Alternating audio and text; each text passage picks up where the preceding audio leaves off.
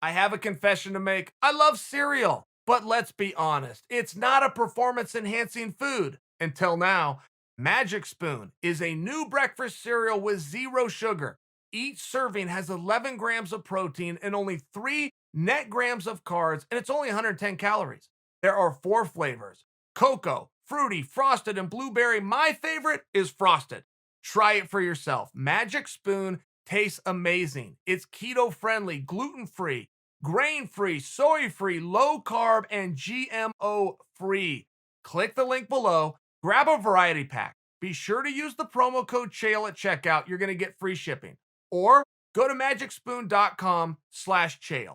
Magic Spoon is so confident in their product, it is backed with a 100% happiness guarantee. So if you don't like it for any reason, they will refund your money, no questions asked.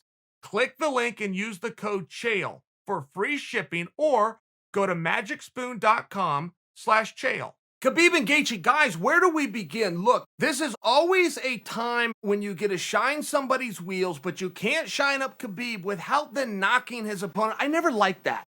I also don't know how to do it another way. Look, there's no way to look at this fight and not make believe as though Justin Gaethje didn't go out there attempting to react to Khabib, as though Justin Gaethje didn't enter this fight with such a wild respect that almost led to a fear of Khabib taking him down that he changed his style. There's simply no way to do that.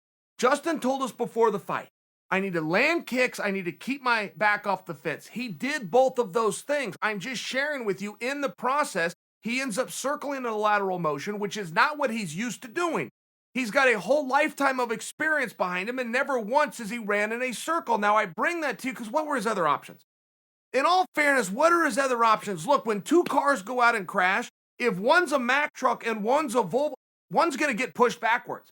So I'm second guessing Justin as a way to break down the fight. I don't know that that's fair for me. At the same time, it's still right.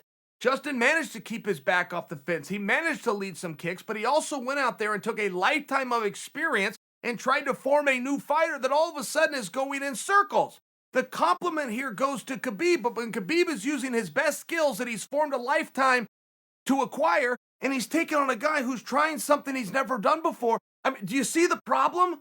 Do you see where this is a problem? You must dance with the one that brought you. If you make it to a mega world title fight by going forward, by mixing things up, making it dirty, slipping in a little bit of defense, using elbows, knees, and if you go out and that's what got you to the dance, and then you go ask some other girl once you get there, it's a little bit of a scumbag move. I don't fully know what he was thinking going out and doing that. If you are a guy who moves forward and you made it to a world title fight and you approach the fight with a 12-pound gold belt around your waist that says you're the best, the other guy comes from an opposing corner with a belt that says he's the best, we acknowledge there can be only one. You've got to bring your skills and put them against his skills. You can't go out and try to rethink this thing in the practice room. It was so clearly obvious that that's what happened. I don't mean to say that with a harsh tone. I am criticizing Justin because I have been in Justin's spot, and it will create a lifetime of regret if you don't go out and do what you have been trained to do because you got bought into some kind of hype, or you watched some kind of videos of your opponent, or your coaches, your own goddamn team, cornered you in the back and told you you're not good enough to take your skills and put them against the other guys, and that's what happened tonight. You can go study Justin Gaethje for the last 15 years. You will never show me 1 minute of one goddamn fight where he starts running in a circle like this. But he does it tonight against Khabib. He either got in his own head or one of his coaches sat him down and told him this is what you have to do, forgetting that he's got a 12-pound gold belt around his waist that says he is in the best in the world at doing what he goes out and does. So now all of a sudden you're Khabib, you realize, oh my, I'm not only in here with a guy who I'm ranked in front of, I'm in here with a reduced opponent because he left some of his skills in the back and he's trying to go like a top. A fighter can fight like a top. He can go ahead and spin around. It's a good boxing strategy. Guys from the Top Rank gym do it all the time. Guys from the Hard Knocks gym do it all the time. But they started it when they were 9 years old. They carried it through world and Olympic competition and then did it in a title fight. They did not get into a title fight and implement a new strategy that they've never done before. Hold that thought. Let's move on to Khabib. When you're talking about the pound-for-pound greats, it's a make-believe fictional list that ultimately turns back to resumes and nothing more. I am as drunk on the excitement of Khabib as you are. I am as drunk on the allure and the dynamics that he showed. There's three realms of fighting: on your feet, on top, and on bottom. Some of the greats, such as Khabib, don't get tested in all three. They're simply too good. John Jones, by example, has never been graded or judged off of his back. That would, I guess, grade against him in the pound for pound, but the other side of the coin is he's so good he's never on his back. Khabib falls into that same category, except for tonight. He was on bottom twice tonight. He put himself there. He was in two bad positions all night. He elected to put himself in both of those positions. Either way, that was the third dynamic of which he's never shown, and while there for moments, less than 30 seconds combined, he finds a submission. It's a remarkable piece of the story when you have somebody that is so good on their feet right here.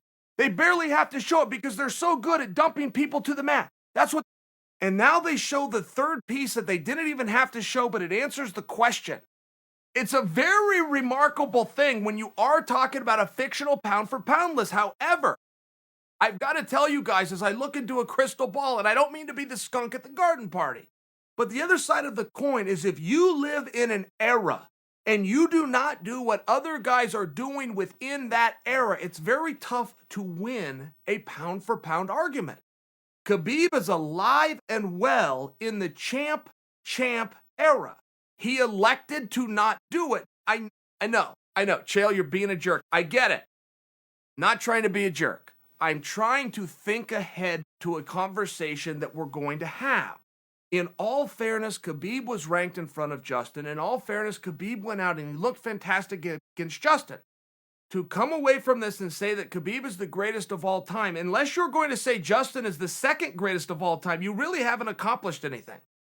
I can remember, I personalize this, but I had a fight with Anderson Silva. Big fight. It was a mega fight. I remember Pat Miletich went on ESPN. He was a commentator at the time. He was reflecting back on that fight. And he said that what we just saw in Anderson Silva is simply the greatest fighter to have ever done it. But Pat didn't rank me number 2. Pat didn't rank me in the top 10. Now, in all fairness, whether that hurt my feelings at that time or not, if I'm not number 2 and Anderson beats me, then what in the hell what have we just done? What just got improved upon?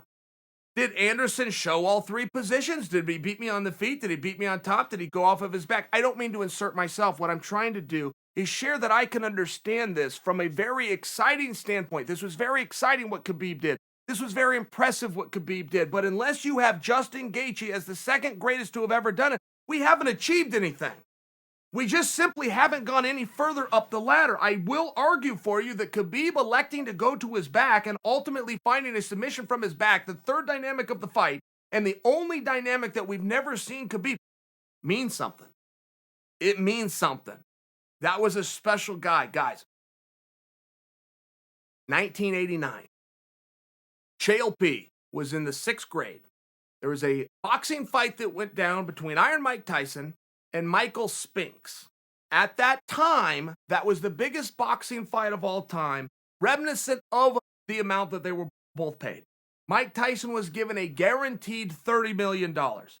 That broke any boxing record from any weight class ever, and all eyes were on this fight. That fight lasted 93 seconds, and within those 93 seconds, Mike Tyson had put Spinks down a total of 3 times. So with your standing 8 counts and with ultimately your 10-second, you're knocked out, it was only 93 seconds. Now, many people looked at that and said, my goodness, this wasn't the fight we thought it was going to be. My goodness, Mike is too big. My goodness, it was a mismatch. I'm fine with all of those narratives. I'm fine with rewriting history. The fact is that was a really great fight to make, and they were both undefeated champions. Here's the point that I want to share with you. From 1989 to when I talk to you right now in 2020, boxing aficionados and pundits have said, the Mike Tyson who got into the ring that night is the greatest boxer to have ever gotten into the ring.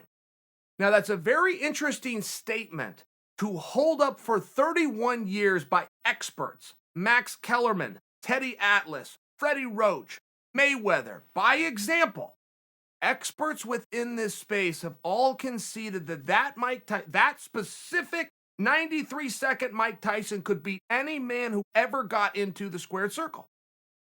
I bring that to you because I believe that I have now witnessed Khabib tonight. I have never seen a man that could beat that Khabib.